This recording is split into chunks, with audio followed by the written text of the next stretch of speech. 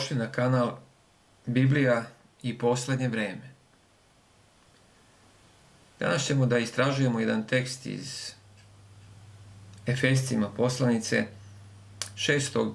poglavlja 10. stiha. Ovdje apostol Pavle kaže, a dalje, braćo moja, jačajte u Gospodu, u sili jačine njegove. Da li je potrebno da izgubiš svoju snagu da bi upoznao Božiju snagu?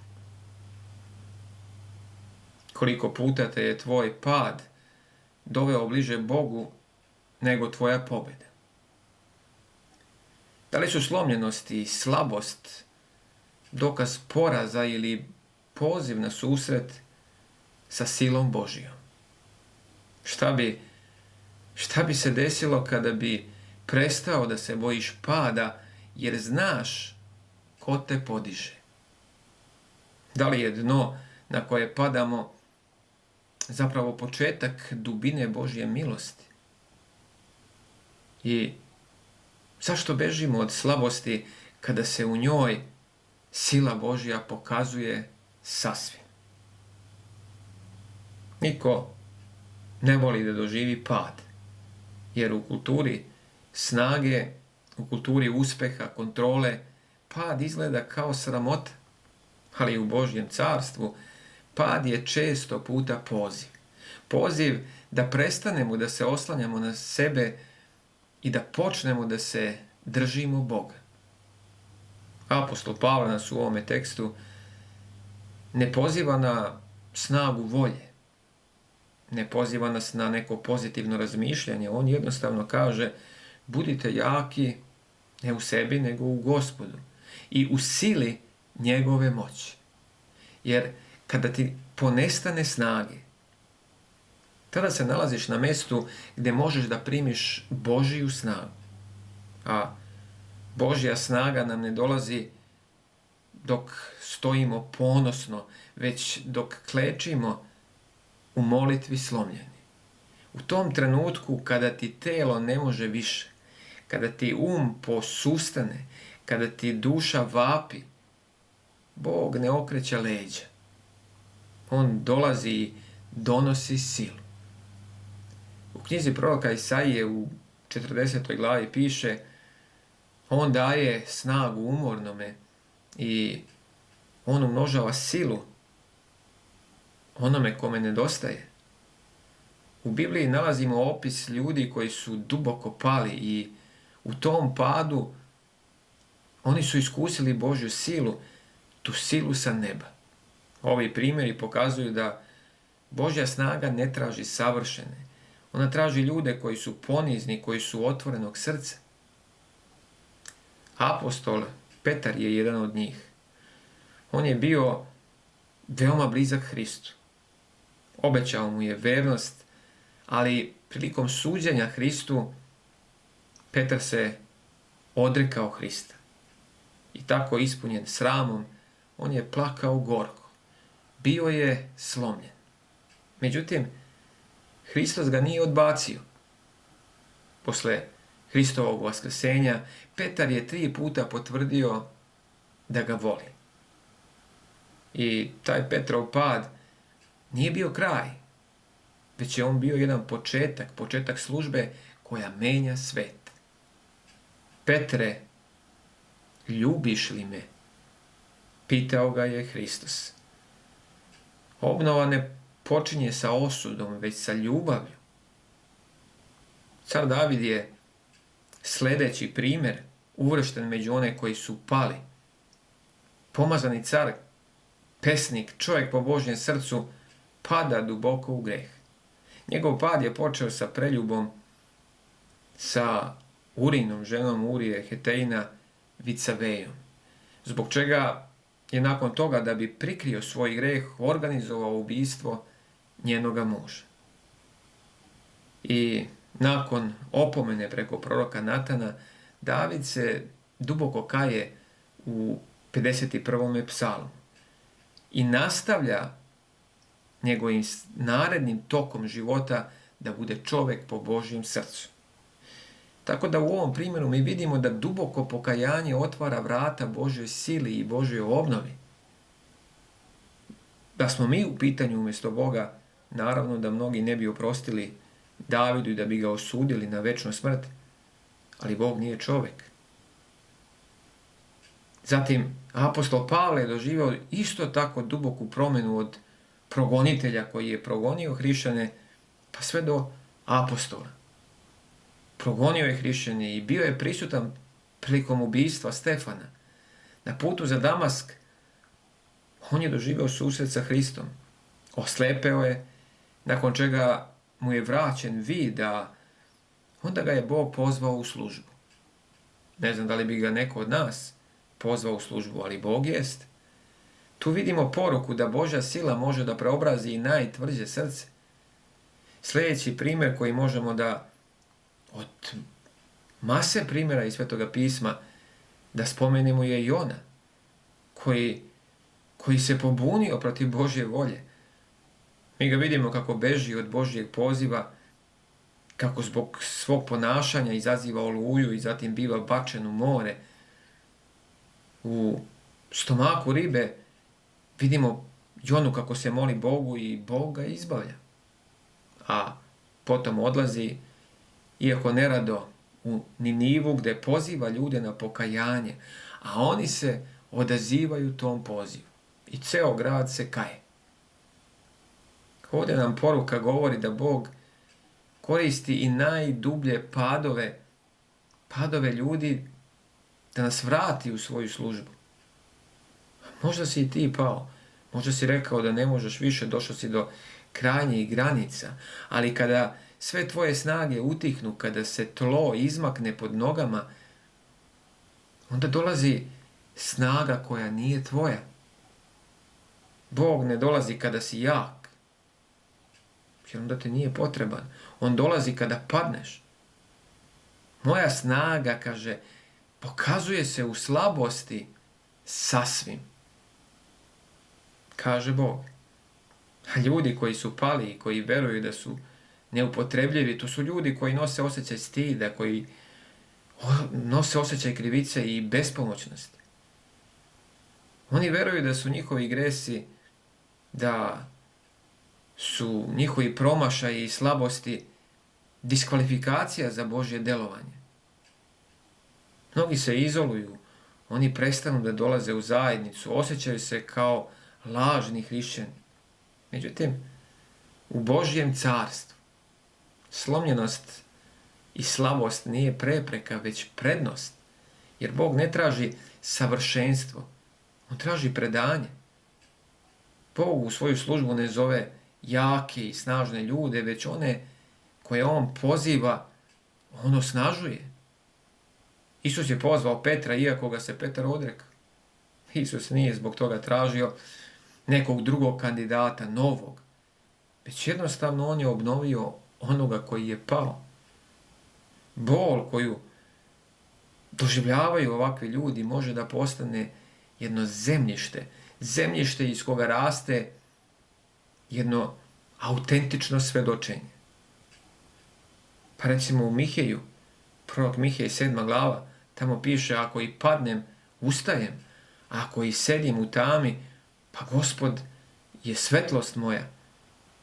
U Davidovom psalmu 34. piše: Gospod je blizu onih koji su slomljenog srca. Ljudi koji nose masku, koji glume da su snažni, to su oni ljudi koji izgledaju samouvereno, koji govore hrabro, ali iznutra oni se bore sa nesigurnošću i sa prazninom.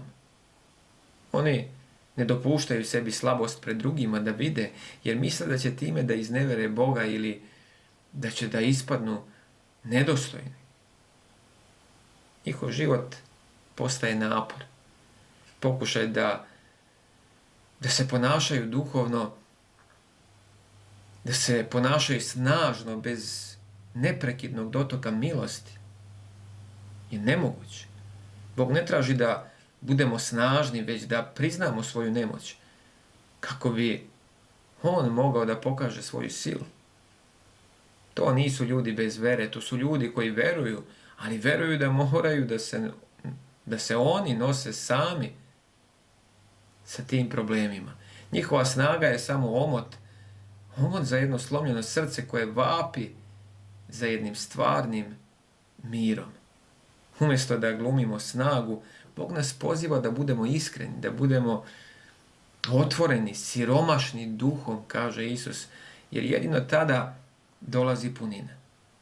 Isus nije došao zbog jakih, već za one koji znaju da ne mogu bez njega. Blago siromašnima duhom, jer je njihovo carstvo nebesko.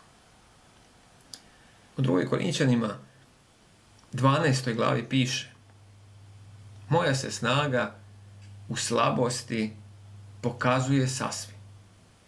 A u 73. psalmu piše: moje telo i moje srce propadaju, ali Bog je snaga srca moga.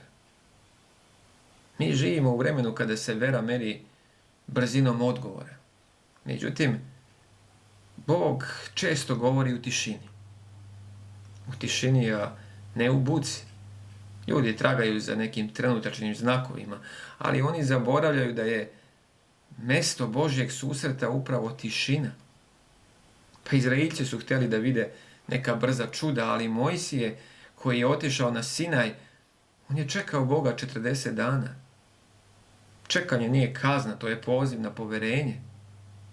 U knjizi proroka Isaije, 40. glava, piše: oni koji čekaju na Gospoda, njima se snaga obnavlja. Bog ne kasni. On se priprema da te obnovi. I tišina nije praznina, tišina je poput zemljišta koje mora prvo da odmori da bi dalo plod.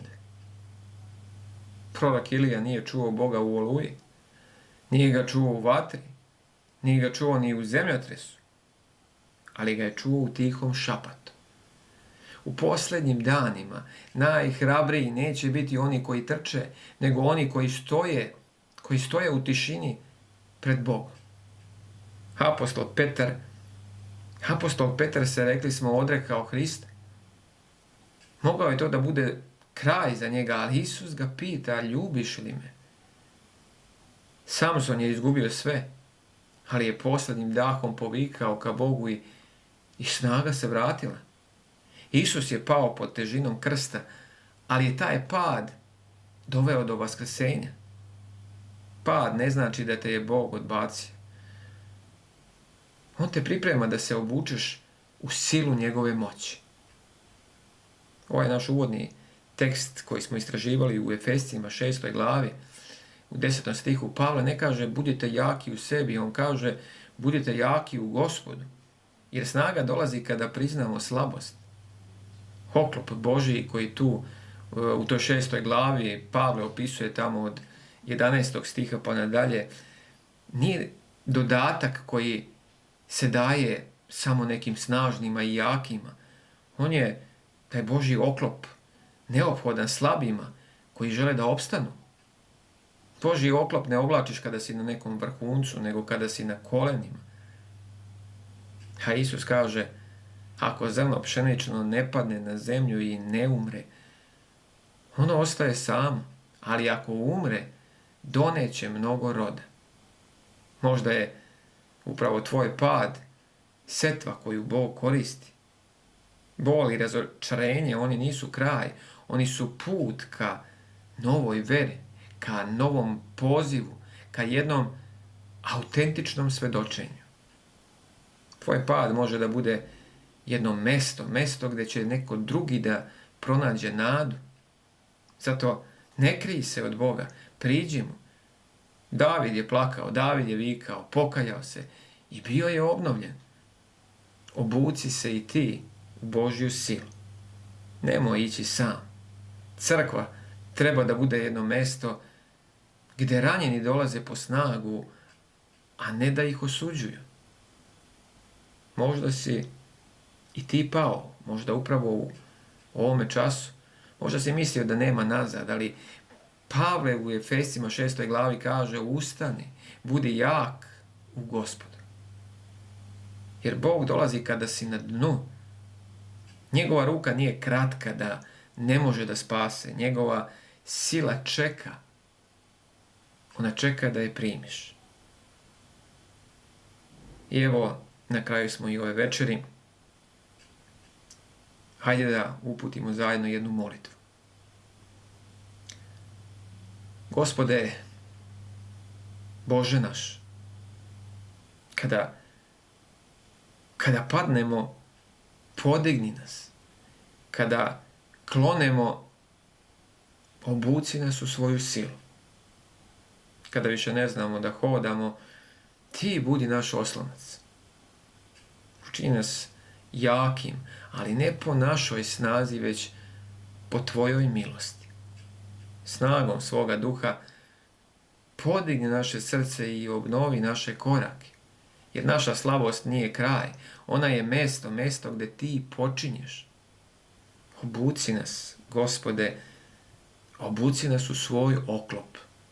Neka istina bude naš pojas, pravednost naš štit, vera neka bude naš mač, a tvoje prisustvo naša svetlost u tami.